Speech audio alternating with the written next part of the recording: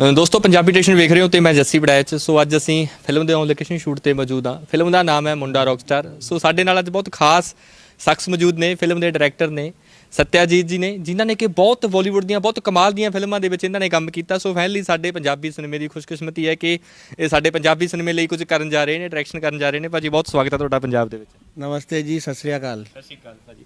ਸੋ ਭਾਜੀ ਸਤਿਆਜੀਤ, ਜਦੋਂ ਅਸੀਂ ਇਹ ਨਾਂ ਸੁਣਦੇ ਹਾਂ ਤਾਂ ਤੁਹਾਡਾ ਬਚਪਨ ਦਾ ਕਿਰਦਾਰ ਵੀ ਸਾਡੇ ਸਾਹਮਣੇ ਆਉਂਦਾ ਤੇ ਤੁਹਾਡਾ ਜਵਾਨੀ ਦਾ ਕਿਰਦਾਰ ਵੀ ਸਾਡੇ ਸਾਹਮਣੇ ਆਉਂਦਾ। ਬਹੁਤ ਸਾਰੀਆਂ ਫਿਲਮਾਂ ਤੁਸੀਂ ਬਾਲੀਵੁੱਡ ਦਾ ਸੁਪਰ ਡੂਪਰ ਹਿੱਟ ਕੰਮ ਕੀਤਾ। ਸੋ ਫਾਈਨਲੀ ਪੰਜਾਬੀ ਵੱਲ ਤੁਸੀਂ ਰੁੱਖ ਕੀਤਾ, ਕਿੱਦਾਂ ਦੀ ਫੀਲਿੰਗ ਹੈ?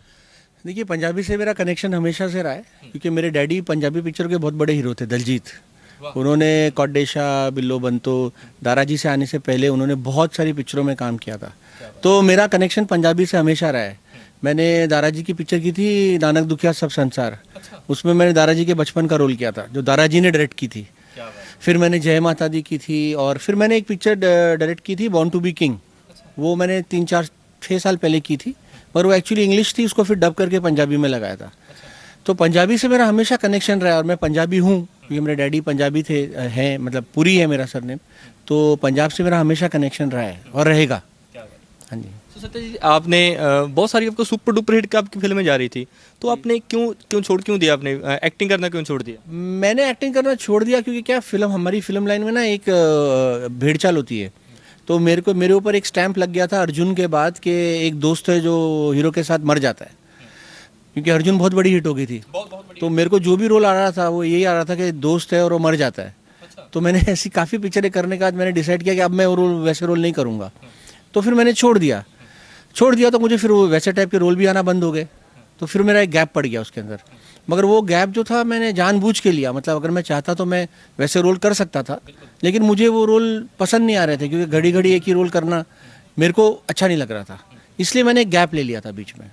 जैसे आपने बताया कि आपके फादर साहब एक फिल्म लाइन में थे, तो आपने आपको लगता है कि आप बचपन में भी लॉन्च हो गए थे, अपने बचपन के किरदार काफ़ी किए हैं। आपको लगता है कि अगर आप स्टे कर जाते तो एकदम अच्छे तरीके से लॉन्च होते तो शायद आज एक मेन लीड में आप होते? देखिए, वो सब किस्मत की बातें होती हैं, जो लिखा होता है वही होता है। मगर डेफिनेटली हाँ, अगर मेरे को एक अच्छा ब्रेक मिलता और अच्छे क्या कहते हैं बैकिंग होती, प्रोडक्शन हाउस बड़े होते, तो 100% क्यों नहीं। ऐसी कोई, मतलब मुझको नहीं लगता कि ऐसी कोई चीज़ थी जो मुझको रोक सकती, लेकिन जो किस्मत में लिखा होता है वो लिखा होता है। यही ऐसा माना जाता है कि बॉलीवुड में ना ये बहुत स्ट्रेंथ बहुत दी जाती है बंदे को, बहुत नीचा दिखाया जाता है। ये बंदा यही किरदार करेगा, कि ये सच्चाई है बॉलीवुड की? नहीं, नीचा नहीं दिखा जाता। बॉलीवुड में क्या होता है, आपके ऊपर एक छापा पड़ जाता है। जैसे कि फॉर एग्जांपल, अगर आप विलन है तो आपको विलन के रोल मिलेंगे, हीरो तो हीरो के रोल मिलेंगे। अभी आपने अगर साइड रोल कर दिया बाई मिस्टेक या कर दिया, आप हिट हो गए, तो आपको साइड में फिर आगे नहीं सोचेंगे, आप उसी रोल को कंटिन्यू, उसी को कंटिन्यू रखेंगे। तो ये है, ये टाइपकास्ट हो जाता है इंसान वहाँ पे। जैसे फॉर एग्जांपल, अगर एक आदमी एक फलाने किस्म का रोल करके हिट हो गया, तो फिर उसको उसी को टाइपकास्ट करते रहते हैं, उसको फिर नया रोल के लिए सोचते नहीं है वो लोग। ये प्रॉब्लम है। एक ऐसा भी हुआ था कि नवाजुद्दीन सिद्दीकी साहब ने एक बहुत छोटा सा किरदार किया था, आज उनका बड़ा नाम है। हाँ, देखिए, नवाजुद्दीन सिद्दीकी की जहाँ तक आप बात करते हैं ना, ऐसे करोड़ों मिलियन में बिलियन में एक आदमी आया, एक आदमी आता है, सही बात है। ऐसे नवाजुद्दीन सिद्दीकी रोज नहीं आएंगे। बिल्कुल। जो पीछे खड़े हैं और फिर एक्स्ट्रा में खड़े थे, जूनियर आर्टिस्ट थे और बन गए, ऐसे आप बिलियन में से एक में निकला, तो उसका एग्जाम्पल देना सही नहीं है। वो एक फ्लूक है, फ्लूक निकल गया, बन गया। ऐसे हमारे यहाँ पे ऐसे टैलेंटेड बिलियंस आते हैं, उनको चांस ही नहीं मिलता। तो वो कंपैरिजन करना सही नहीं रहेगा। वो नवाजुद्दीन सिद्दीकी एक अलग ट्रैक के, वो मतलब बोलते हैं ना, किस्मत स्ट्रांग थी उनकी।